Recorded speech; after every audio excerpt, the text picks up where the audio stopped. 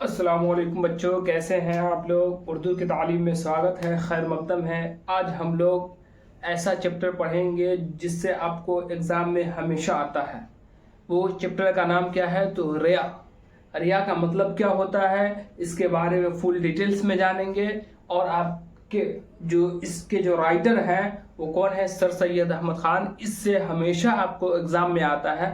इसके बारे में भी हम लोग फुल डिटेल्स जानेंगे कि रिया के बारे में सर सैयद अहमद ख़ान क्या बताए हैं कि आदमी की दर हकीकत आदमी दो टाइप का होता है। एक ये होता है कि उसका ज़ाहिर कुछ और होता है, उसका बातिन कुछ और होता है। लेकिन लोग बातिन को ना दिखाकर ज़ाहिरन को दिखाता है और रियाकारी करता है। इसके बारे में फुल डिटेल्स हम लोग जानेंगे। इससे पहले वाला जो आप लोग का चैप्टर था, एक मजमून था जिसका नाम था आलमी हिद्दत, जिसको हम लोग ग्लोबल वार्मिंग भी कहते हैं। उसका रिवीजन कर लेते हैं। इसका तो फुल एक्सप्लेन आपको कर चुके हैं। अगर जो बच्चे नहीं देखे हैं वो आपको प्ले लिस्ट में जाकर आपको वीडियो के डिस्क्रिप्शन में भी रहेगा, वहां से आप चेक कर सकते हैं। आपको चैप्टर 1 से लेकर आपको 6 तक उसमें दिया हुआ है।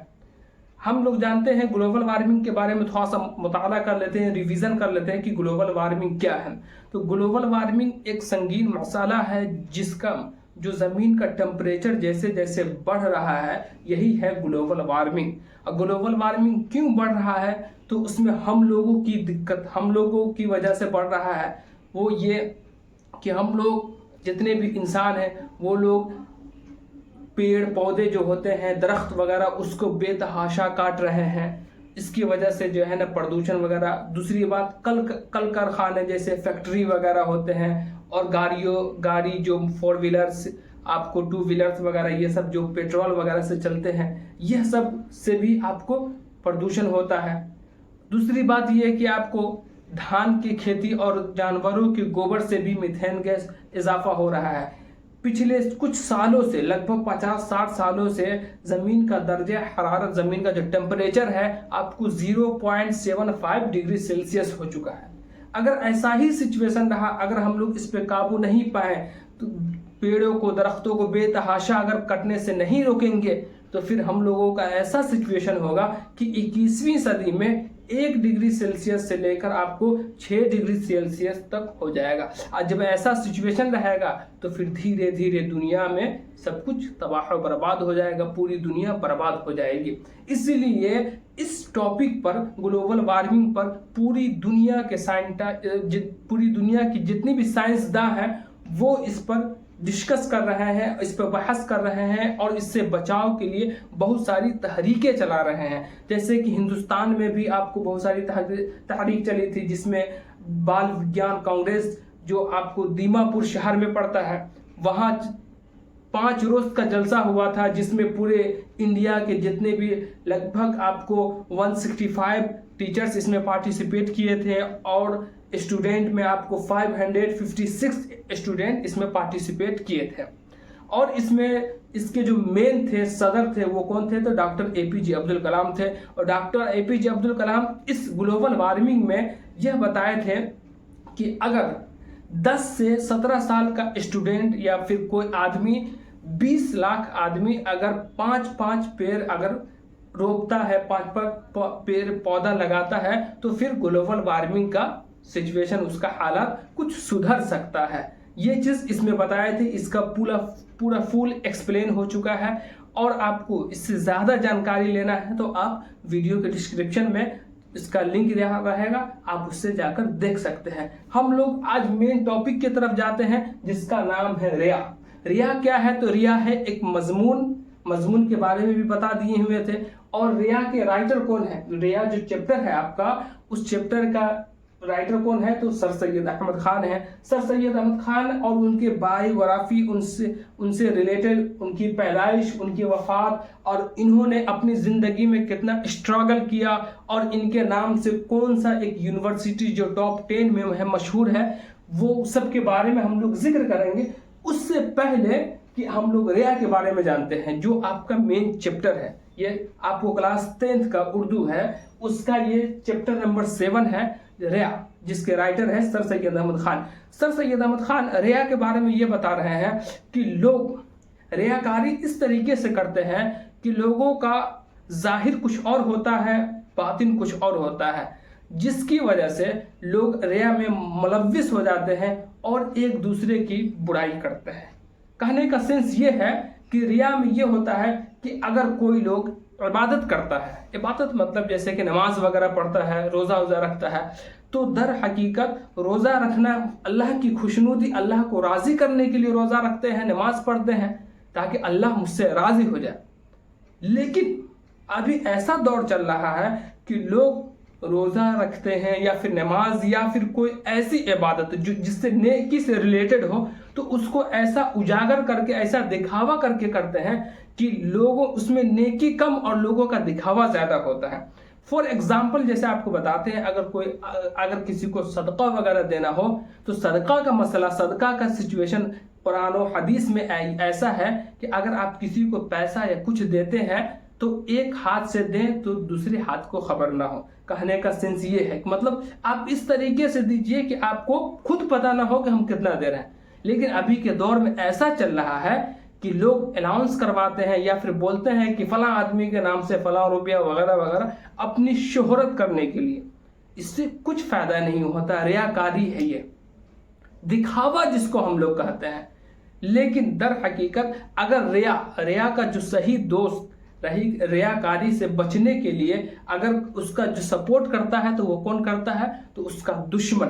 اگر کسی کا دشمن ہے تو وہ آپ کی برائیوں کو ظاہر کرے گا تاکہ آپ اس سے بچیں۔ اگر آپ سمجھدار ہیں، ریاکاری وغیرہ کر رہے ہیں، ریاکاری سے مطلب یہ نہیں کہ صرف دکھاوا، ریاکاری میں آپ کو یہ بھی آتا ہے کسی کی غیبت کرنا، چغلی کرنا، یا پھر اگر عبادت میں بھی آتا ہے کہ آدمی کا کچھ ظاہر کچھ اور رہتا ہے، آپ کے سامنے اچھی طریقے سے مصافحہ معانقہ کرے گا، ملے گا جلے گا، پھر آپ کے بعد پھر آپ ہی کی برائی دوسری جگہ کرے گا۔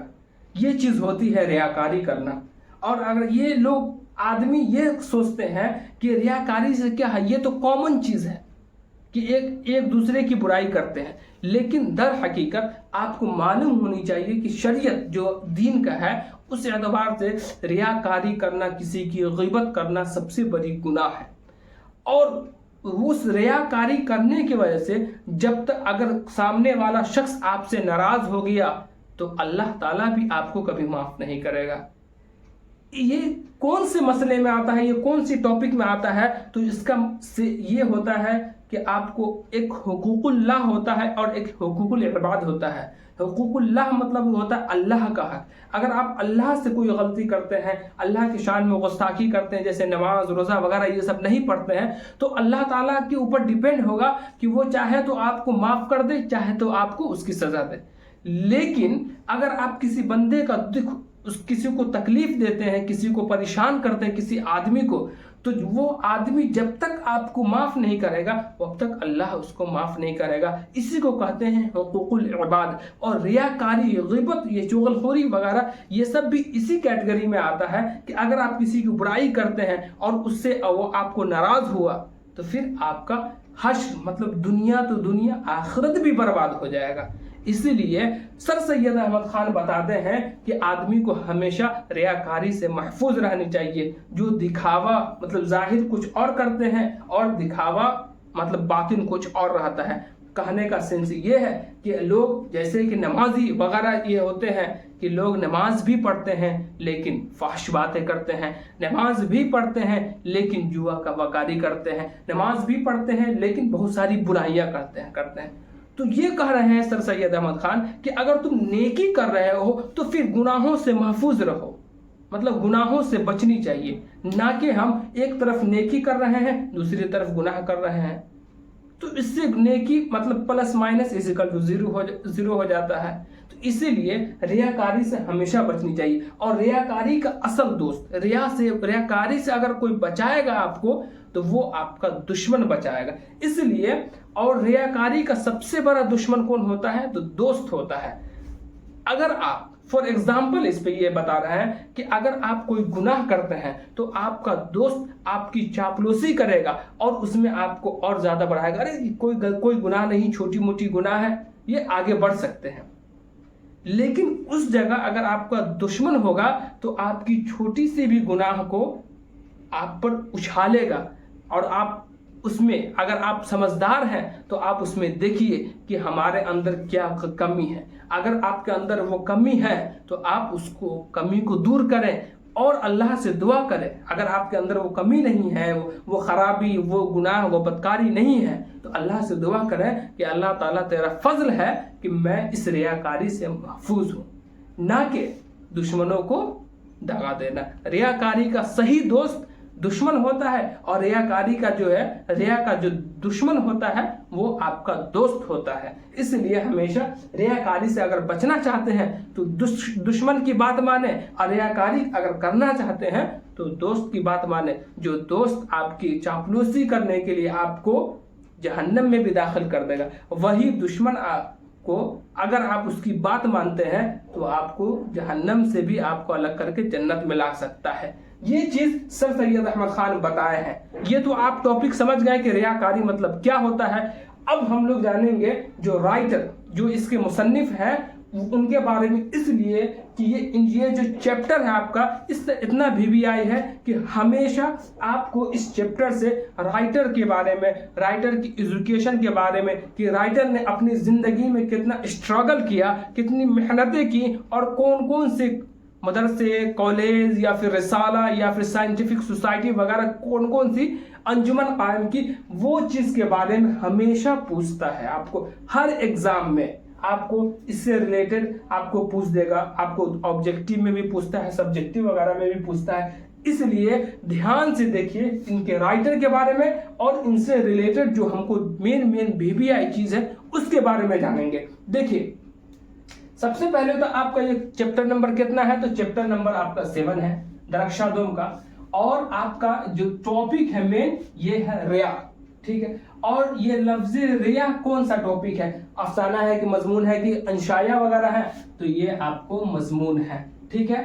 دوسری بات, اس کے رائٹر, مصنف مطلب رائٹر ہوتا ہے, تو مصنف ہے سر سید احمد خان. سر سید احمد خان کی پیدائش کب ہوئی؟ ان کی پیدائش آپ کو دلی میں ہوئی. دلی میں آپ کو 1817 عیسوی میں دلی میں ان کی پیدائش ہوئی. ان کے فادر کا نام کیا تھا, ان کے والد کا نام کیا تھا؟ تو ان کے والد کا نام میر تقی میر تھا, میر متقی تھا ان کے والد کا نام. ٹھیک ہے. اور ان کے والدہ کا نام کیا تھا؟ تو ان کے والدہ کا نام عجیز النساء بیگم تھا. ان کی والدہ ہی ان کی تعلیم و تربیت, ان کے زیر سائے میں ہی ان کی تعلیم و تربیت ہوئی. کن کی؟ تو سر سید احمد خان کی. دوسرا یہ کہ ان کا ایجوکیشن کیریئر جو تھا, تعلیمی کیریئر, یہ ان کے بارے میں بک میں نہیں دیا ہوا ہے, لیکن اس میں یہ بتایا ہوا ہے کہ یہ زیر سرپرستی, مطلب کس کے نگرانی میں؟ تو ان کی والدہ کی نگرانی میں سر سید احمد خان تعلیم حاصل کیے. اس کے بعد ایجوکیشن حاصل کرنے کے بعد سر سید احمد خان غازی پور میں ایک انجمن قائم کیے جس کا نام تھا سائنٹیفک سوسائٹی. پھر وہ وہاں انجمن قائم کرنے کے بعد وہاں سے پھر وہ انگلستان چلے گئے, انگلینڈ جس کو ہم لوگ برطانیہ وغیرہ کہتے ہیں, برٹش, وہاں گئے. پھر وہاں سے جب واپس آئے تو سر سید احمد خان ایک رسالہ نکالے. اس رسالے کا نام تھا کیا تھا؟ تو رسالہ تہذیب الاخلاق. آپ کے ایگزام میں ہمیشہ پوچھ دیتا ہے کہ رسالہ تہذیب الاخلاق کے رائٹر کون ہے اور کس نے جاری کیا تھا؟ تو سر سید احمد خان نے کیا تھا. تو سر سید احمد خان کا ایک رسالہ نکلتا تھا. رسالہ مطلب یہ سمجھ لیجئے جس طریقے سے آپ لوگ جانتے ہیں میگزین وغیرہ جو ہر مہینے نکلتا ہے, اسی طریقے سے اردو میں اس کو ہم لوگ رسالہ کہتے ہیں, جو ہر ماہ ہر مہینے نکلتا ہے, اسی کو ہم رسالہ کہتے ہیں. اور اس رسالے میں سر سید احمد خان کا زیادہ تر ٹاپک رہتا تھا, اور اس رسالے میں زیادہ تر کس چیز سے ریلیٹڈ ٹاپک رہتا تھا؟ تو سماج کو سدھارنے سے ریلیٹڈ ان کا ٹاپک رہتا تھا. اور سر سید احمد خان سماج کی ایجوکیشن کے بارے میں بتاتے تھے کہ اگر ہم ایجوکیشن حاصل کرتے ہیں تب ہم دنیا کو فتح کر سکتے ہیں, اگر ایجوکیشن نہیں حاصل کریں گے. اور سماج سدھارک ان کا مضمون کا مین ٹاپک رہتا تھا. اسی کو ہم لوگ اسٹیپ بائی اسٹیپ ہم لوگ دیکھیں گے. دیکھیے تحصیل علم کے بعد, وہ ایجوکیشن حاصل کرنے کے بعد 1862 عیسوی میں غازی پور میں سائنٹیفک سوسائٹی نام سے ایک انجمن قائم کیے تھے. ٹھیک ہے. اس کے بعد پھر وہ انگلستان چلے گئے تھے. انگلستان کب گئے تھے؟ انگلستان مطلب سمجھیے کہ آپ کو انگلینڈ. انگلستان 1869 عیسوی کو وہ انگلستان گئے. پھر وہاں سے واپس آ کر وہ رسالہ تہذیب الاخلاق ایک نکالے تھے، رسالہ تہذیب الاخلاق یہ نکالے تھے، ٹھیک ہے، جاری کیا تھا انہوں نے. اور ان کے ٹاپک کا ان کا جو ٹاپک رہتا تھا زیادہ تر آپ کو رسالہ تہذیب الاخلاق میں کیسا رہتا تھا؟ تو سماجی رہتا تھا اور علمی رہتا تھا. سماجی اور علمی مطلب سماج سے ریلیٹڈ رہتا تھا اور ایجوکیشن سے ریلیٹڈ رہتا تھا. دوسرا یہ علی گڑھ، علی گڑھ میں انہوں نے کیا چیز کا یہ کیا؟ سب سے پہلے تو یہ غازی پور میں سائنٹیفک سوسائٹی ایک انجمن قائم کیا 1862 عیسوی میں. پھر وہ وہاں سے انگلستان گئے، انگلستان سے جب آئے تو پھر یہ رسالہ تہذیب الاخلاق ایک میگزین، ایک رسالہ نکالا جس میں وہ زیادہ تر سماج سے کو سدھارک، سماج سے ریلیٹڈ جو ہے ٹاپک وغیرہ لکھتے تھے. علی گڑھ میں انہوں نے کیا کیا؟ تو علی گڑھ میں سب سے بڑا کام کیے تھے یہ، علی گڑھ میں ایک اسکول کھولے جس میں جو 1878 کے بعد وہی اسکول کالج میں منتقل ہو گیا، ٹرانسفر ہو گیا، جس کا نام کیا تھا؟ تو محمدن اینگلو اورینٹل کالج تھا، جو محمدن اینگلو اورینٹل کالج بنا. اور وہی کالج جو پھر بعد میں 1920 عیسوی میں جا کر آپ کو علی گڑھ مسلم یونیورسٹی کے نام سے پوری دنیا میں مشہور ہوا. اور علی گڑھ مسلم یونیورسٹی ایک ایسا یونیورسٹی ہے جو ہندوستان کے ٹاپ 10 میں آتا ہے. وہاں اتنی اچھی ایجوکیشن ہوتی ہے کہ وہاں سے دنیا کے سارے لوگ، دنیا کے جتنے بھی دنیا میں سب ایجوکیشن حاصل کر کے اپنے نام، اپنے خاندان وغیرہ کو روشن کیے ہیں. اور یہی ہے سر سید احمد خان کی سب سے بڑا کارنامہ کہ انہوں نے ایک علی گڑھ مسلم یونیورسٹی کو قائم کیا تھا. علی گڑھ مسلم یونیورسٹی پہلے سب سے شروع میں انہوں نے 1878 سے پہلے انہوں نے علی گڑھ میں ایک اسکول کھولا. وہی اسکول پھر بعد میں 1878 کے بعد یہ ایک کالج کے نام سے، محمدن اینگلو اورینٹل کالج کے نام سے مشہور ہوا. پھر بعد میں یہ ترقی کر کے 1920 میں علی گڑھ مسلم یونیورسٹی کے نام سے مشہور ہو گئے. دوسرا یہ کہ دیکھیے سر سید احمد خان کو سر کا خطاب کب ملا تھا؟ تو دیکھیے سر سید احمد خان کو 1878 عیسوی کو سر کا خطاب ان کو ملا تھا، ٹھیک ہے، جو ان کے نام کا ایک حصہ بن گیا. مطلب پہلے وہ ان کا نام کیا تھا؟ سید احمد خان تھا، لیکن ان کو برٹش سرکار کی طرف سے جو ہے جب جیسے یہ کام کیے جس کی وجہ سے ان کو سر کا خطاب ملا تھا. جب سر کا خطاب ملا تو ان کے نام کا ایک حصہ ہو گیا. اب وہ سید احمد خان نہیں بلکہ سر سید احمد خان کے نام سے مشہور ہو گئے. سر سید احمد خان جو ہے زیادہ تر ان کا جو ہے اپنے دور میں کس چیز کو فروغ دیا؟ تو دیکھیے سر سید احمد خان اردو کو نئی نثر کی بنیادی ڈالی، اردو کی نئی نثر کی بنیاد ڈالی. دوسری یہ کہ آپ کو اردو میں مختصر مضمون نگاری کو فروغ دیا مطلب بڑھاوا دیا. پہلے سر سید احمد خان سے پہلے مضمون وغیرہ جو لکھی جاتی تھی تو مضمون بہت لمبی چوڑی ہوتی تھی، اور اتنی لمبی چوڑی ہوتی تھی کہ اس میں آپ کو سمجھنے کے لیے کم سے کم 2 سے 3 دن لگ جاتا تھا. لیکن اسی چیز کو سر سید احمد خان نے مختصر کر دیا، چھوٹا کر دیا تاکہ لوگ اس کو صحیح طریقے سے سمجھ سکے. اس کا ایک بار آپ لوگ اسکرین شاٹ لے لیجئے، پھر ہم لوگ اس سے VVI جو آبجیکٹیو سبجیکٹیو آئے گا اس سے ہم لوگ اس کے بارے میں چرچا کریں گے، ذکر کریں گے. ٹھیک ہے، دیکھیے سب سے پہلے آپ کو اس سے جو VVI کوشچن پوچھے گا یہ پوچھ دے گا کہ سر سید احمد خان کی پیدائش کب ہوئی؟ تو 1817 عیسوی میں ہوئی. کہاں ہوئی؟ تو دلی میں ہوئی. پھر ان کے والد کا نام کیا تھا؟ تو میر متقی تھا. والدہ کا نام کیا تھا؟ تو عزیز النساء بیگم تھا. پھر سر سید احمد خان نے کس انجمن کا اسٹارٹ کیا تھا؟ تو سائنٹیفک سوسائٹی کا ایجاد کیے تھے، انجمن کو شروع کیا تھا. وہ کہاں پڑتا ہے؟ تو غازی پور میں پڑتا ہے. پھر سر سید احمد خان اس کے بعد کہاں چلے گئے تھے؟ تو 1869 عیسوی میں وہ انگلینڈ جس کو برطانیہ کہتے ہیں وہاں وہ چلے گئے. پھر وہاں سے وہ واپس آ کر پھر ایک رسالہ، ایک میگزین کا جاری کیا جن کا نام تھا رسالہ تہذیب الاخلاق. یہ کوشچن ہو گیا. پھر آپ کو اگر اس سے پوچھے گا تو یہ پوچھ دے گا کہ علی گڑھ میں انہوں نے کون سا بڑا کام کیا؟ تو علی گڑھ میں انہوں نے ایک اسکول کھولا جو 1878 میں وہ کالج کی شکل میں بن گیا، جو نام تھا کیا؟ Mohammedan Anglo oriental college. ठीक है।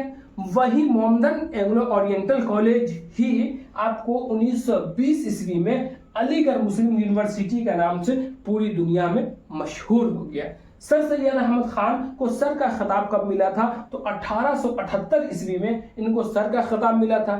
दूसरा ये कि सर सैयद अहमद खान किस चीज की शुरुआत की थी? तो सर सैयद अहमद खान ने उर्दू की नई नस्ल की बुनियाद डाली। और दूसरा ये कि मजमून को मुख्तसर मतलब छोटा लिखने का रिवाज शुरू किया।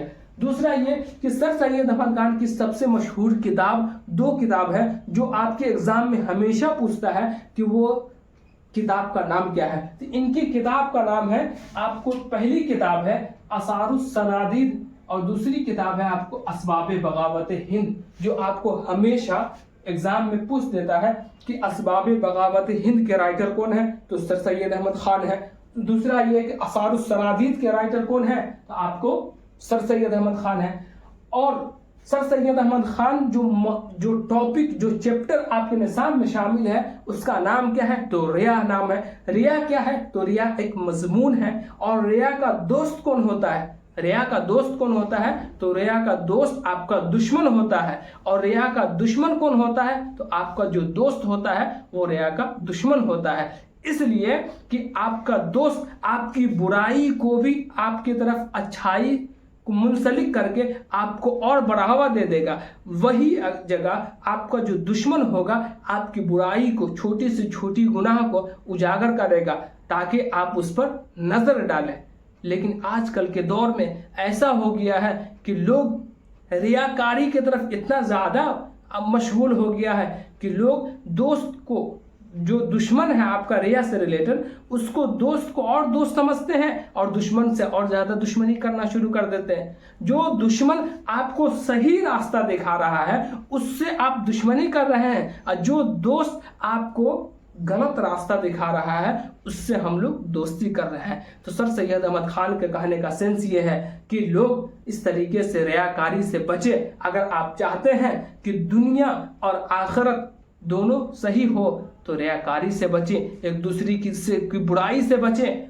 और दूसरी बात ये कि खुद को नेकी करें, सदका करें, खैरात वगैरह करें, ये सबसे लगाव रहे, मुंसलिक रहे। आप कुछ भी एजुकेशन हासिल करें लेकिन रियाकारी से हमेशा महफूज रहें। सर सैयद अहमद खान की वफात कब हुई? तो 1898 ईस्वी में अलीगढ़ मुस्लिम यूनिवर्सिटी में इनको दफनाया गया। अलीगढ़ में इनका इंतकाल हुआ और उसी यूनिवर्सिटी में उनका मज़ार है, उनको वहीं दफन किया गया। ये तो आपको पूरा फुल चैप्टर का एक्सप्लेन हो चुका है। अब इससे रिलेटेड जो भी वीवीआई क्वेश्चन है, आपका प्रीवियस ईयर क्वेश्चन, और उसके बाद आपको जो 2023 में पूछे हुआ क्वेश्चन उसका भी रिवीजन करवा देंगे, और पिछले साल वाला जो क्वेश्चन है वो भी रिवीजन करवा देंगे। दूसरा ये कि आपको इस चैप्टर से, इस टॉपिक से जो भी क्वेश्चन आएगा आपका, मतलब जो भी आपके एग्जाम में क्वेश्चन आएगा वो आपका करा देंगे, ऑब्जेक्टिव सब्जेक्टिव दोनों, ताकि इस चैप्टर से आपका एक भी क्वेश्चन जाए नहीं। समझ गए?